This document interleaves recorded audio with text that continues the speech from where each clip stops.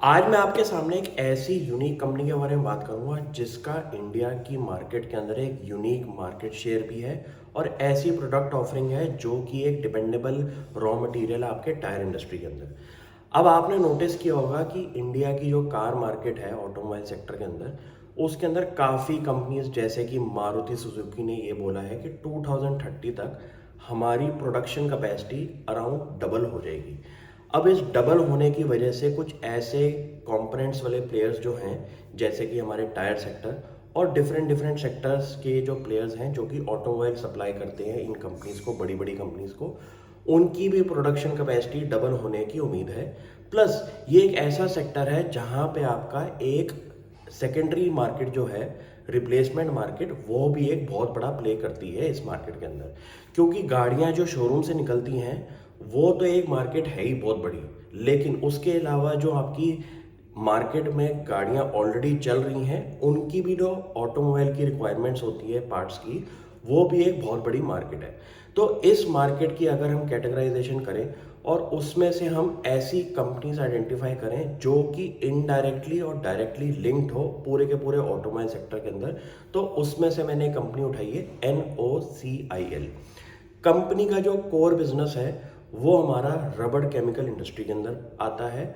और आप अगर कैटेगराइजेशन चेक करेंगे पूरे टायर सेक्टर के अंदर, तो वहाँ पे आपको लिस्टेड प्लेयर्स काफ़ी दिखाई देंगे, जैसे कि JK टायर, सीएट, आपका MRF, आपका अपोलो। तो इस सेक्टर के अंदर अगर आप कोई ऐसी कंपनीज आइडेंटिफाई कर लें जहाँ पे उनका जो रॉ मटेरियल सप्लाई करने वाली कंपनीज हैं वो काफ़ी कम हो, तो एक ऐसी वैल्यू अनलॉकिंग हो सकती है जो कि आप नोटिस कर सकते हैं इन कंपनीज के अंदर। अब NOCIL का जो रॉ मटेरियल है वो इंडिया की हर टायर कंपनी को यूज़ होता है और इसकी डिपेंडेबिलिटी इन रॉ मटेरियल्स के अंदर NOCIL की बहुत ज़्यादा बनती है। कंपनी के अगर कैश फ्लोस चेक करेंगे, मार्जिन चेक करेंगे, तो एक आपको कंफर्टेबल पोजीशन दिखाई देगी। जैसे कि कंपनी के अगर मैं एबिटा मार्जिन की बात करूं, तो कंपनी का एबिटा मार्जिन अराउंड हमारा 15 से 18% के आसपास का बैठा है। कंपनी का नेट प्रॉफिट मार्जिन हमारा 9 से 11% का है। तो मुझे इन बिजनेसेस के अंदर जहां पे मार्जिन की अकाउंटेबिलिटी है वो एक रीजनेबल वैल्यू पे दिख रही हो, तो मुझे ये कंपनियां बड़ी पसंद आती हैं। अब कंपनी का जो मेन कंपटीशन के अंदर कंपनी है वो कोई कंपनी नहीं है बल्कि एक कंट्री है। इस केस के अंदर जो रबर केमिकल इंडस्ट्री है उसका पूरा का पूरा मार्केट शेयर जो है वर्ल्ड ओवर वो चाइना के पास है।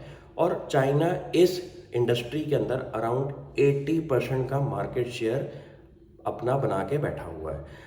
अब जहाँ पे चाइना की अगर मार्केट शेयर अराउंड 80% का होगा, तो आप ये समझ सकते हैं कि पूरी की पूरी प्राइस रियलाइजेशन जो है वो चाइना पे डिपेंडेंट है। और वहाँ के जो प्राइजेस मार्केट में उतरेंगे वही डोमेस्टिक कंपनीज को भी अप्लाई करने पड़ेंगे अपने वेंडर्स के साथ। तो रेड फ्लैग पता होना बहुत ज़रूरी है, क्योंकि अगर आप कंपनी के सिर्फ कोर फंडामेंटल्स पे जाके कंपनी में इन्वेस्टमेंट कर रहे हैं तो ये एक wrong way of analysing a company है। आपको इंडस्ट्री का पता होना बहुत ज़रूरी है और इंडस्ट्री की ग्रोथ रेट का भी पता होना बहुत ज़रूरी है कि ये इंडस्ट्री कहाँ तक जा सकती है। अब इस केस के अंदर जहाँ पे आज की डेट में China+1 की जो स्ट्रैटेजी चल रही है, ग्लोबल कंपनीज को अपनी सप्लाई चेन जो है वो डिफरेंट डायनेमिक कंट्रीज के अंदर देनी है, तो उसके अंदर एक इंडिया का एक बहुत बड़ा मार्केट शेयर बन सकता है। मैं ये नहीं बोलूँगा कि चाइना का जो 80% मार्केट शेयर है वो सीधा 50% पे आ जाएगा।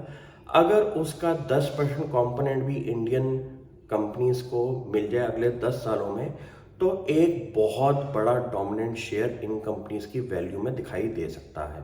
मेरी कुछ कॉल्स होती हैं जो कि मैं इंडस्ट्री पॉइंट ऑफ व्यू से पकड़ता हूँ, क्योंकि मुझे लगता है कि अगर कोई इंडस्ट्री, जैसे कि इस केस के अंदर ऑटोमोबाइल इंडस्ट्री अगर बढ़ेगी, तो उसके पीछे बैकएंड की जितनी भी कंपनीज हैं उसके अंदर भी आपकी प्रोडक्शन कैपेसिटीज बढ़ती हुई दिखाई देंगी।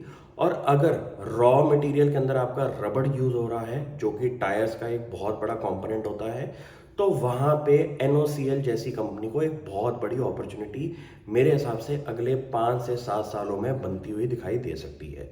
ये ऐसी कॉल्स होती हैं जहाँ पे आपको एक बारी कंपनी को पढ़ के उसके अंदर एक बहुत बड़ी बेट लेनी पड़ती है और इसमें आप धीरे धीरे पैसा इन्वेस्ट कर सकते हैं। अगर इस इंडस्ट्री को आपको और पढ़ना है तो मैं आपको एडवाइस ये करूँगा कि आप अपनी नॉलेज बढ़ाएं और इस कंपनी के रिलेटेड न्यूज़ को भी आगे पढ़ाई करें। Thank you.